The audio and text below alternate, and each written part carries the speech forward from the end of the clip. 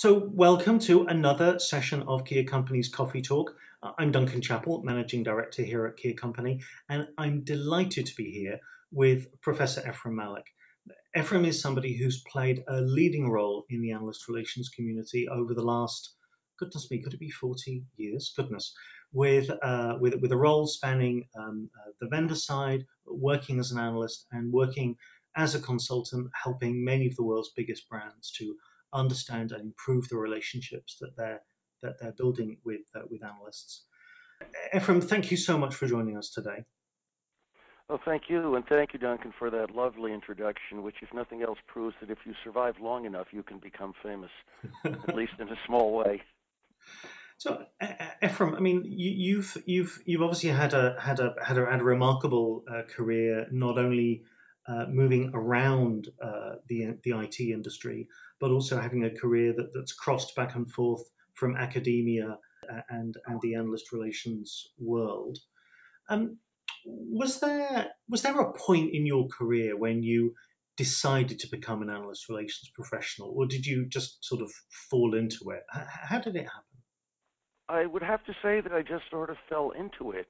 What happened is that at one of the points in my career where I was in academia, I supplemented the academic work with some consulting with users. Much of that work focused on vendor selection, so I had to work with vendors in my role as a consultant at that point. And I found that vendors almost universally did not have a clue about who consultants were, what value they added. They tended to see us as threats to account control, interlopers, pick whatever word you like. And after I'd done this a while and recognized the pattern here, I started to say to the vendors I worked with that, I'm not your enemy. I can be your friend, but you have to accept the value that I bring to your customer or your prospect and recognize that even though you may convince them to get rid of me, you're not going to convince them to get rid of consultants in general, and whoever comes in to replace me may be a great deal worse. After a while, one of those vendors said to me, you may have a point there. Why don't you show us how we should work with consultants who, at that point, this goes back a few decades, were a much bigger factor in the information technology world than were analysts at the time. So I worked with that vendor and tried to show them how to work more effectively with consultants, and hopefully made a difference, and realized as I was doing that much of what I was doing with that vendor could be replicated with other vendors to everyone's benefit. So I got into the consultant relations consulting field, and as the world changed and as industry analyst field grew, and as users tended to rely more and more on analysts than on consultants, because when you have an analyst who's already done the work for whatever it is you care about, it's much more economical to buy a piece of a research that 100 other users are going to want to read also than it is to commission your own. My consulting practice moved from primarily consultant relations with an occasional analyst here and there to primarily analyst relations with an occasional consultant here and there. I ended up co-founding Kensington Group with Norma LaRosa, and that was, I think, the first analyst relations advisory firm back in the early 1990s, lasted through about 2003, at which point I returned full-time to academia and continued to consult a bit in the analyst relations world, and that's where we are now. It's lovely to be with Kea Company. Thank you. And I think one of the things that's been remarkable has been the change in the analyst industry landscape, and I think that also means particularly in the way that analysts do their research and the way that they share their research. There's certainly been a change in the analyst landscape. Firms have come, firms have gone. There have been a lot of mergers and acquisitions, but I don't think that's terribly different from the change in the landscape of any other industry. You can look at what's happened in airlines, for example, with the growth of low-cost carriers and many mergers and acquisitions among the traditional carriers or the automotive industry, pick an industry. So I think that's fairly standard. We tend to notice it more in the analyst industry because that's where we live, but I don't think it's especially unusual. The real sea change that I see in the analyst industry has to do with the growth of social media, which of course affects the entire world. Who is not on groups like LinkedIn or Facebook or Twitter, and typically more than one of the above? But analysts are starting to use those things both as a vehicle for communicating with their clients and as a vehicle for reading what's going on in the fields of their research. I think analyst relations professionals are going to have to become more aware of social media, not just in terms of following the analysts' blogs and the analysts' Facebook pages and the analysts' Twitter feeds, but in using social media proactively to communicate with their analysts, with the analysts who follow them, and with the analysts that they want to reach. And then how does that impact the way that maybe the business value of analyst relations has changed over the years? Or maybe does that mean that there's a potential value of analyst relations which is different from the value we used to talk about? I don't think it changes the value of analyst relations. The value of analyst relations still comes about through being able to use analysts to the firm's benefit internally in terms of strategic advice and counsel, in terms of being able to influence sales through analyst reports, etc. What I think it changes is the way this value is realized. I think any firm that wants to realize maximum value from its analyst relations now has to factor social media into the mix. There was once a day that companies would send out printed newsletters. Well, that disappeared a long time ago, went the way of the dodo bird. So the means through which we achieve the value of analyst relations continue to evolve, and social media are simply the last step or the most recent step, not the last one. I'm sure there will be many more. The most recent step in that evolution. But I don't think they change the fundamental value proposition of analyst relations. And as I see it, much of analyst relations consists of doing things that would have to be done anyhow, even without analyst relations professionals. If you work for a vendor that is a presence in a particular industry segment or would like to become one, then you are going to get analyst queries. That's a fact, and that's a desirable fact. You want to get those analyst queries. The question is simply, do you want to handle them efficiently by people who know how to do it and see it as their job to do it, or do you want them routed willy-nilly, almost randomly, through people who see it as an interruption of their day? It's not going to take any less time for those people to do it. It'll probably take them more time because they're not very good at it and they can't leverage multiple repeat queries. So you don't save any money by not dedicating a professional to handling analysts. In fact, you probably save money by dedicating professionals to handle analysts, and you get better results. And so, what's the big advantage of doing AR for analysts? I mean, if you think that many people are doing analyst relations very much in the way that public relations is done, and really doing analyst relations primarily to support media relations, so what's the advantage of doing it the other way around?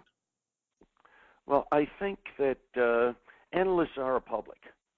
So if you take public relations in the sense that it should be taken, the way of dealing with all your publics, be they analysts, press, media, investors, whatever, then that can work. The trouble is that most PR professionals think that the P stands for press.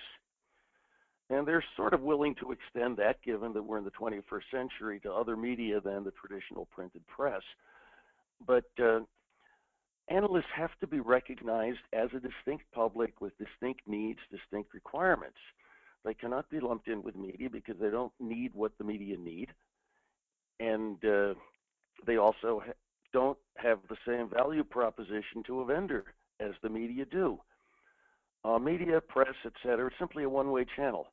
You tell them something, they may decide that it's worth running, they may decide that it's not, and good public relations can increase the odds that it will be. but it's still a one-way channel. Other than a few clarification questions, that's the extent of the dialogue. Analysts, for one thing, they have a great deal of inbound value to the firm. If you need to know what's going on in your industry, analysts are, let's face it, much as we may hate to admit that, much more objective than anyone inside your firm can possibly be. And that's good, and that's normal. Employees of a firm have got to have a positive attitude about that firm. They should. Nothing wrong with that, but at the same time, you have to recognize that this positive attitude is going to influence their take on what's going on in the world. So analysts can be incredibly valuable that way.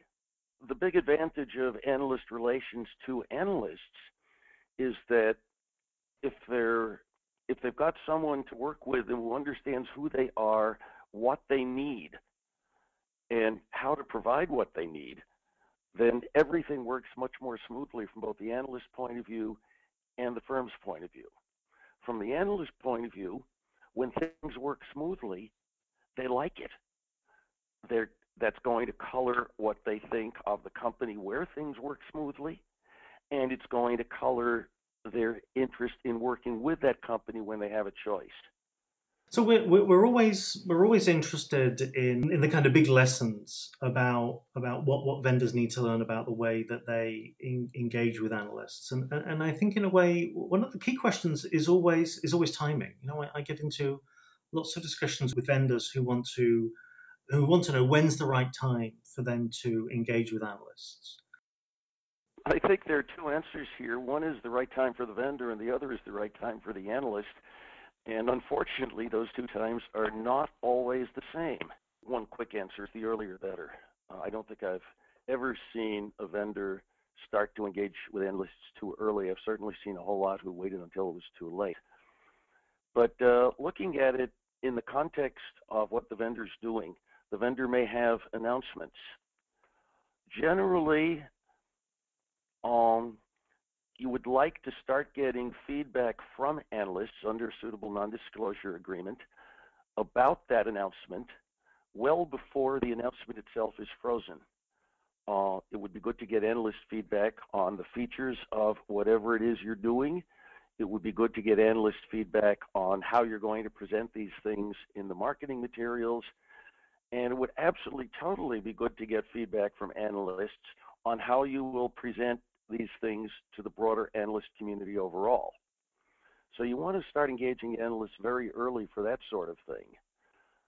Then, when it becomes more frozen, you'll probably want to do some analyst tour under a short-term embargo to give them as much information as you can prior to the actual announcement. Because what's going to happen is when you announce it, as soon as you announce whatever it is, your sales prospects, your customers are going to start calling analysts, and they're going to ask, what do you think of this? And an analyst who has not been pre-briefed, an analyst who has not had time to form a preliminary opinion, to decide what questions he or she might have, to ask those questions, and to get answers to those questions, is going to be caught somewhat off guard. Analysts who are caught off guard by your sales prospects are likely to say things that you would probably prefer they didn't say. The way to avoid this is by letting them know ahead of time that you're going to announce something and telling them as much as you can about it. Now, that's fine for analysts who answer client queries. That's fine for analysts who report on industry events as they happen.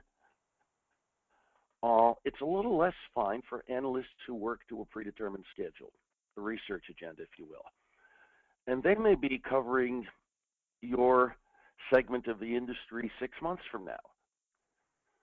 The right time to engage them for that report is probably 3 months from now. If you try and talk to them now, it's going to be a distraction. You won't get the attention you want, and they will have forgotten everything you said by the time they come to write the report, so you're just going to have to repeat it. So there's always this tension between when do you want to talk to the analysts for your reasons as a vendor, and when does the analyst want to hear from you for his or her reasons as an analyst based on that analyst's particular business model and how he or she works. That's very interesting. I wonder, somebody recently said that, in their opinion, CIOs of Fortune 1000 companies in the US always check with Gartner. If you want to sell them something and the Gartner analyst doesn't know you, you don't exist. So, did you agree to that description of the reality in the US market? Are there some nuances, or is that view just mistaken? What do you think? Well, I would say that two things here. One is that it depends very much on the size of the procurement. They will always check if you're talking about a large procurement, say 7 figures in US dollars or above. They will tend to check most of the time if you're somewhere from 50 to $100,000 US and up. They will probably not tend to check very often if somebody in the organization says, gee, I want a $19.99 a month subscription to Adobe Creative Cloud. Nobody's going to come to that employee and said, have you read the analyst report on Creative Cloud? And do you think there might be another solution out there for 25% less? Also, I think the statement that they always check with Gartner is a little bit of a oversimplification. You know, obviously, Gartner has more user-facing analysts than anybody else. So if you're a user, you're going to call Gartner more often than anybody else. This is simply because they're a larger firm. I think that all the other user-facing analyst firms out there have users who call them, some of whom may not call Gartner. For companies who want to expand, and I think especially of transatlantic expansion, so going to the US or going from the US, how important are relationships for how important are vendor relationships with analysts if you're moving into a new continent? I think they're very important. Moving into the U.S., you obviously need a relationship with U.S. analysts because as far as most U.S. buyers are concerned, those are the only analysts who matter. Somewhat similar situation in the UK where you have Ovum as a dominant local presence. UK users are going to want to know what Ovum thinks of it. When you start talking about most of the smaller countries, they do not have a significant local analyst presence. Most countries in the world have a few people from IDC whose purpose is to watch the local markets and try and contribute data about the local markets and market shares to IDC's regional and global reports. But in terms of actually analyzing products, comparing products, evaluating them for different potential user communities, you're not going to find a huge local presence outside the United States. Once you start looking at smaller countries, collectively they add up to an enormous market that vendors can't afford to ignore. But you're not going to find a large local analyst presence who, in most cases, it's U.S. analysts, U.S. research firms. So even if you're expanding to South America, you've got to be in touch with the U.S. research firms since they're the ones whom most South Americans, most of the time, are going to look to. One of the difficult discussions that people in the AR community have been talking around is sales enablement and ways that we can support sales teams. And really, over the last maybe 2 years, I've seen this dramatically rise up the list of people's priorities. Do you have some suggestions about what AR practitioners need to be thinking about or doing to better support sales teams? Yes.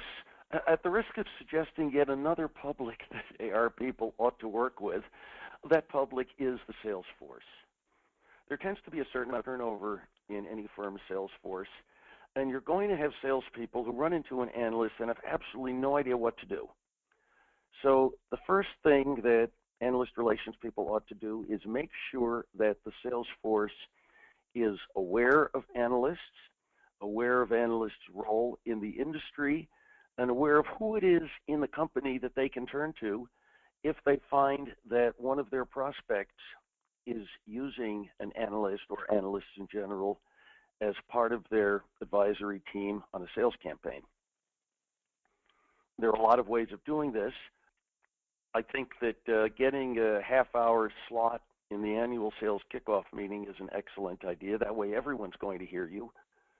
All that leaves the problem of new hires during the year after the typical January or thereabouts sales kickoff meeting.